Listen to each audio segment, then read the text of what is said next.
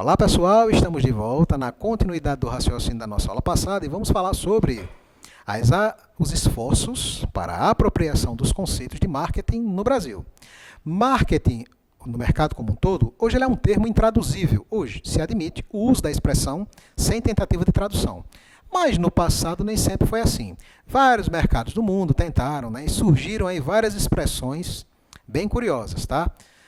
Por exemplo, em 1947, Álvaro Porto Moitinho, no livro dele, resolveu tentar utilizar o vocábulo mercadologia, para explicar o comportamento do mercado, que é o objetivo do marketing. Tá?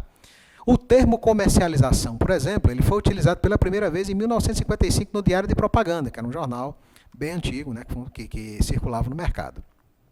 Outros conceitos como mercadagem, mercadotecnia, mercatística, está aí no seu material de apoio também, tá, gente? Foram amplamente utilizados para tentar descrever ou tentar denominar essa ciência que hoje nós chamamos, sem tentativa de tradução, exclusivamente de marketing, tá, gente? Então, aí de um tempo para cá, se deixou de traduzir isso daí, se admitiu o conceito de marketing dessa maneira e hoje ele é utilizado dessa forma, sem tentativa de tradução, tá, pessoal? No século XX, o marketing ele vem se desenvolvendo. É uma ciência nova, mas ele já vinha se desenvolvendo aí no século XX. E alguns eventos de venda foram criados exclusivamente para estimular as vendas no mercado, tá, gente? Por exemplo, em 1908, a Ana Jarvis cria nos Estados Unidos o Dia das Mães, que para o comércio equivale ao segundo Natal, tá, gente? Então foi uma sacada genial da Ana Jarvis naquela época e que dividiu o ano agora em dois grandíssimos eventos de venda. Tá? Ali no mês de maio, o Dia das Mães, e no mês de dezembro, o Natal. Só que esses dois horizontes ainda ficavam muito longe um do outro. E aí, entre um e outro, aos poucos foram sendo criados, tá, outros motivos para que o cliente realizasse compra. Exemplo, Dia dos Namorados, nos Estados Unidos, se eu não me engano, é em fevereiro, que é o Valentine's Day. Aqui no Brasil, no mês de junho, dia 12, tá, de junho. Dia dos Pais, tá, também no mês de junho. Dia das Crianças, no mês de outubro. E Dia dos Profissionais, das mais diferentes profissões, dia disso, dia daquilo, mas sempre com o objetivo de utilizar essas datas comemorativas como desculpas para a movimentação, para o aquecimento das vendas, para o aumento de motivos para se procurar o comércio, para se consumir produtos. Em 1914, o presidente Wilson dos Estados Unidos, ele oficializa o Dia das Mães e insere isso no calendário de eventos lá do comércio americano. Em 1915, surge, tá, o primeiro curso com o título de Marketing na Universidade de Harvard. Tá? Já em 16, surge a primeira loja de preço único. Essas lojas de R$ 1,99 que fizeram tanto sucesso aqui no Brasil na década de 90. Em 1918, a Weigart inicia estudos, tá, para a implantação de supermercados no estado do Texas, para que você veja como o marketing já vinha utilizando as ciências, como psicologia, como matemática, como estatística, se valendo de regras como planejamento, desde 1918, para verificar a viabilidade de instalação de empresas já naquela época. Tá? Em 1921, o Paul Ive publica, nos Estados Unidos, os princípios do marketing e vários outros dados históricos que estão aí na sua apostila, que estão aí no seu material de apoio, que você pode fazer uma leitura agradável e se aprofundar um pouco mais. Se necessário, você ainda pode pesquisar aí na internet. Ela está aí à disposição de todos e nada mais útil do que usar a tecnologia para o nosso engrandecimento, gente. Conceitos e definições, tá, de marketing hoje. São muitas as definições de marketing entre vários pensadores, citamos aqui os mais comentados, como Raymar Richard, que está aí na sua apostila e no seu material de apoio, como Theodore Levitt, como a Associação Americana de Marketing, mas adotamos por consenso, o mercado de um modo geral, a descrição do Philip Kotler, que descreve o marketing como sendo um processo social e gerencial, pelo qual grupos e indivíduos obtêm o que necessitam e desejam, tá? Não basta apenas ele precisar, ele tem que desejar aquela solução, tá? O que eles necessitam e desejam, para através da criação e oferta e troca de outros produtos, poderem satisfazer as suas necessidades aí dentro de um mercado. Ok, pessoal? Não basta caber no bolso do cliente, tem que atender pelo menos as aspirações que aquele cliente possui. E aí, gente, as nossas preferências, elas são ilimitadas, elas estão sempre sendo moldadas pelos grupos sociais dos quais nós fazemos parte, tá? Pelo conjunto de pessoas com os quais nós nos relacionamos. E aí essas preferências, essas observações, essas decisões de compra estão sempre sendo alimentadas e modificadas por esses conceitos novos, por essas visões novas que pouco a pouco cada um de nós passa a ter acesso. Então, quase nunca a decisão de compra ela é 100% racional. O nosso lado emocional, ele depõe muito da nossa decisão de compra.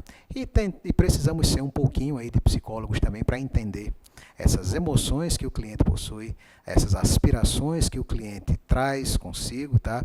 Para levarmos até ele a solução que cabe no bolso dele, que atenda essas necessidades e, se possível, que consiga superar até algumas delas. Pessoal, atenção! Nós já vimos muitas informações até agora. Nós já vimos o que é marketing, nós já vimos a evolução dos conceitos de marketing, nós já vimos as características do marketing pré-histórico, né, do marketing Neanderthal, do marketing que a gente está querendo aí que saia do mercado o mais rápido possível. Nós já vimos as características do novo marketing, ou do marketing moderno, todas elas. Nós já vimos os conceitos de marketing imobiliário. Analisamos aqui muito claramente todos os aspectos do atendimento personalizado. E nós já vimos também as criações do marketing, né, com os eventos de venda, do Dia das Mães, Dia dos Pais, Natal e outras coisas que ao longo do ano vão trazendo uniformidade às vendas do mercado de um modo geral. Então, eu chamo a sua atenção para o fato da necessidade de você analisar o seu material didático, de você visualizar o seu material de apoio, tirar suas dúvidas, começar a responder aquelas questões de apoio. Essa disciplina tem mais de 70 perguntas aí no questionamento muito denso, no questionário, perdão, muito denso, que você pode estar analisando e respondendo e tirando as suas dúvidas, mas acima de tudo, fixando o conhecimento que você está adquirindo com essa aula, tá? Se necessário, volte, reveja essa aula, tire dúvidas, tá? Mas aprenda e aproveite, tá, essa fantástica oportunidade que esse curso, que essa forma de conhecimento leva até você, ok? Fiquem preparados, tá? Revejam seus conteúdos, tirem suas dúvidas, porque muito em breve estaremos concluindo a disciplina e vocês estarão fazendo as suas avaliações. Vamos falar sobre o ambiente de marketing, tá? E o ambiente de marketing ele acontece dentro de dois grandes cenários: o macroambiente e o microambiente. E o que seria isso? O microambiente diz respeito a todo aquele espaço mais próximo da gente, que normalmente é o interior da própria empresa, no escritório, da loja, da construtora, tá? O seu espaço profissional. E conhecer todas essas limitações e potencialidades vão te dar um conhecimento capaz de te permitir levar soluções mais inteligentes, serviços mais contundentes para o seu cliente. Você não precisa, nesse ponto da sua vida, ter o seu melhor escritório, mas entenda que em dado momento pode ser necessário você ter um bom espaço para atender o seu cliente. E ao invés de você ser dono desse espaço, você pode alugá-lo por horas, por minutos, por dias, em vários lugares, como, né, as salas de coworking que nós temos aí no nosso mercado. Precisou atender um cliente, precisa de um espaço aí diferenciado, não quer levar o cliente para negociar direto na construtora, mas quer que o cliente sinta credibilidade no seu atendimento, investe no teu microambiente. De repente você pode ter aí uma sala toda pronta, com soluções viáveis para você, pagando uma fração do que seria uma sala alugada o mês inteiro ou mesmo uma sala própria para você fazer isso daí. Invista na sua imagem. Ela é o seu maior cartão de visita, junto com a sua credibilidade e a qualidade dos seus serviços. Componentes do microambiente de marketing. Como dito, sua empresa, seu escritório, seu espaço de atendimento, tá? Os seus fornecedores, já que eles vão se relacionar diretamente com você, enquanto profissional, vai ser impossível conhecer a totalidade do mercado, grande parte dele sim, mas 100% do mercado eu tenho certeza que não. Então, mantenha um bom relacionamento e a boa seleção dos fornecedores com os quais você trabalha. Eles lhe ajudarão a minimizar as dores de cabeça, as insatisfações dos seus clientes, sabendo que o produto é bom, que o fornecedor é bom, você tem aí uma possibilidade muito maior de atender o seu cliente com mais satisfação. Os intermediários, né, se você se valer de alguns intermediários, como banco, como cartório, como correspondente bancário, selecione-os também com extrema competência, porque muito do processo vem a dar errado ou vem a gerar retrabalho por conta, né, dos serviços fornecidos por esses intermediários. Tá? Os próprios clientes, qualifique sempre o seu cliente, e investigue, identifique se o cliente tem realmente condições de ser o seu cliente, porque se não tiver, bom, aí é tempo perdido, né? É tempo gasto, é insatisfação certa, frustração para você e frustração certamente para ele. E o mês finaliza, e se a venda não foi fechada e você não foi remunerado, bom, naquele mês você terá prejuízo, tá, gente? Invista na qualificação, na mineração, na captação desses clientes que têm capacidade de fazer negócio, cliente com cadastro idôneo, com renda formal, com nome limpo, com renda compatível com aquilo que você está vendendo, para você fazer negócio. Senão, você vai só perder tempo, o mês vai terminar e você não vai prosperar como deveria. E os públicos que te procurarem, né? Procure se relacionar com públicos que sejam relevantes para o seu negócio. Em resumo, tudo que a empresa controla, tá? Parcial ou totalmente, tá? Mas que ela intervém, fazem parte aí do seu microambiente. Em contrapartida, o macroambiente faz parte daquele ambiente maior que você está inserido, que você não domina, mas que você é obrigado a conhecer, porque o que varia no macroambiente você não pode alterar, mas entenda que altera diretamente a qualidade do trabalho e o volume de soluções que você pode oferecer. São eles: o ambiente demográfico, o ambiente econômico, o ambiente tecnológico, o ambiente político e o ambiente cultural. Imagina uma mudança no perfil demográfico de um bairro. Você pode controlar isso? Mas se não pode, entenda que você pode ser afetado por essa variação. Tá? Na maioria dos casos, até positivamente, né? Porque o bairro está crescendo, mais pessoas estão chegando, os imóveis estão se valorizando e a procura vai estar aumentando. Certo? Mas você precisa entender isso com uma certa clareza. O ambiente econômico. Será que você domina o que o Banco Central, o que o ministro da Economia aí de um país está dizendo que vai fazer? Não, você não muda isso, você não interfere nisso. Mas você é completamente afetado, e os seus clientes também são completamente afetados por essas variações. Se os juros aumentam, se os juros abaixam, você não pode interferir nisso. Mas entenda que isso interfere no seu trabalho. E você precisa manter contínuo monitoramento dessas variações para que você tenha aí condições de oferecer aí soluções viáveis. O ambiente tecnológico. Gente, quando a gente fala de tecnologia na construção civil, não estamos falando apenas de internet, de forma de levar a mensagem gravada, de rede social e coisa desse tipo, mas novos atributos e formas de construir que vão mudando e que o cliente precisa ser melhor orientado. Hoje se usa amplamente o gesso para se construir paredes internas de prédio. E muita gente acha que é esse gesso aqui do teto, né? Que você vai bater e vai quebrar, e não é assim. Um gesso destinado à construção de uma parede, ele possui aí uma qualidade construtiva, uma resistência construtiva, uma integridade estrutural tal, que ele pode ser usado como parede sem comprometer a integridade do imóvel, gente.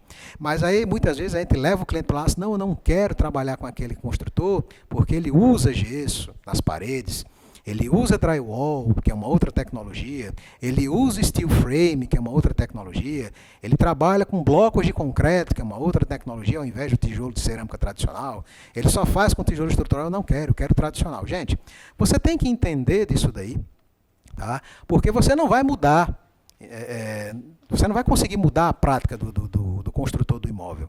Mas entenda que, de acordo com o que ele muda na tecnologia de construção dele, isso vai mudar o teu pacote de serviço também. Você pode ter que modificar o seu argumento de venda, você pode ter que vir a se inteirar a respeito das vantagens que essa tecnologia traz para esses clientes, para poder vender essa informação, para poder vender essa solução de maneira mais profissional e mostrar de fato as vantagens, né?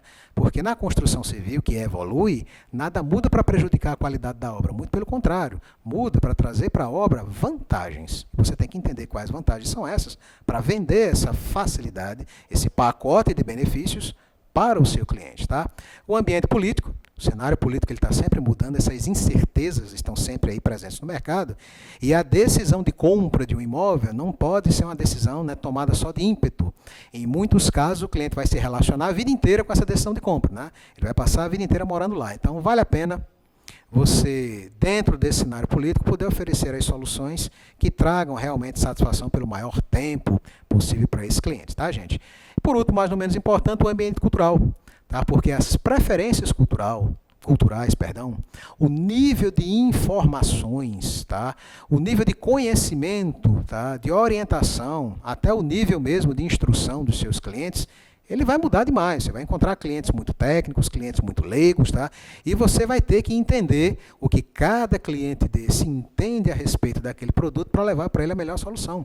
Não raras vezes a gente está atendendo clientes que estão querendo comprar imóvel, que o cara se vira para a gente e faz. Você tem aqui alguma solução ambiental? Você tem aqui essa água que é gerada aqui, é destinada de alguma maneira para preservar o meio ambiente? Esse impacto ambiental aqui foi atenuado de alguma maneira por alguma vegetação e coisa desse tipo?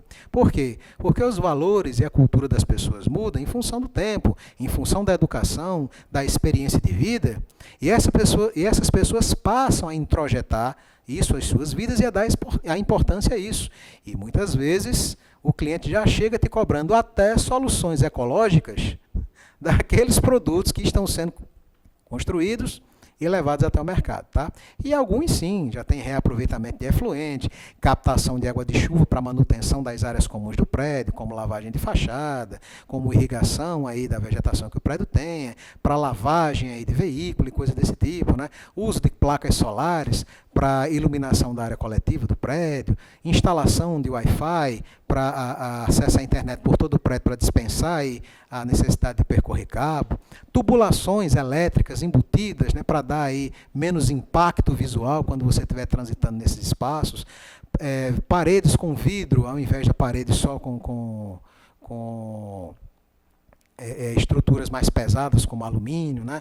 Vidros espelhados para refletir a luminosidade, apartamentos com janelas maiores para aumentar a luminosidade da ventilação e diminuir o consumo de energia e de refrigeração e outras soluções, tá? Que de acordo com o refino cultural e de acordo com o nível estrutural que o seu cliente possui, ele vai fatalmente perguntar a vocês, ok? Essa foi mais uma aula, espero vê-los na próxima aula e falaremos um pouco mais sobre as abordagens que nós daremos ao marketing. Espero vê-los lá. Até lá, pessoal.